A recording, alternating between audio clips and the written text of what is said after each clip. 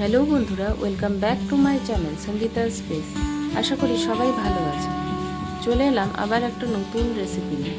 আজকের রেসিপি নিরামিষ তরকারি। রেসিপিটার জন্য মিষ্টি কুমড়ো, ডাঁটা, ঝিঙে সাইজ মতো কেটে নিয়েছি ও কাঁঠালের বীজ পাতলা পাতলা করে কেটে নিয়েছি। চলুন এবার রেসিপিটা দেখে নেওয়া যাক। কড়াইতে পরিমাণ মতো সর্ষের তেল দিয়ে দিয়েছি। তেলটা গরম হয়ে গেলে ফোড়নে দিয়ে দিলাম 5 ফোড়ন ও কাঁচা লঙ্কা। কাঁচা লঙ্কাগুলো মাঝখান থেকে চিড়ে দিয়েছি। এরপর একে একে সব সবজি, ডাঁটা, মিষ্টি কুমড়ো, ঝিঙে ও কাঁঠালের বিচি দিয়ে দিলাম। বন্ধুরা, আমাকে সাপোর্ট করার জন্য আমার চ্যানেলটিকে সাবস্ক্রাইব করার অনুরোধ রইল। তরকারিগুলোকে নেড়ে চেড়ে মিশিয়ে নিচ্ছি।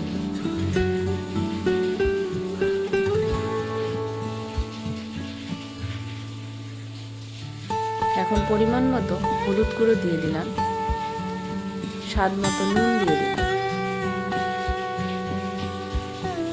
মিডিয়াম ফ্লেমে তরকারিটাকে 3 থেকে 4 মিনিট ভেজে নিয়েছি। তারপর ঢাকা দিয়ে 5 থেকে 7 মিনিটের জন্য রান্না করে নিয়েছি।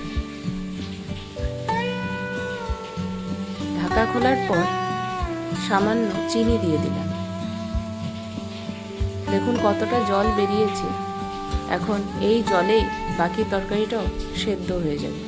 তাই আবারও 5 থেকে 7 মিনিটের জন্য তরকারিটাকে ঢাকা দিয়েছিলাম।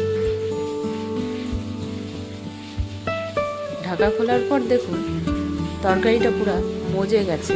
এবারে খুব ভালো করে নেড়েচেড়ে নিয়ে নামিয়ে নিয়েছি।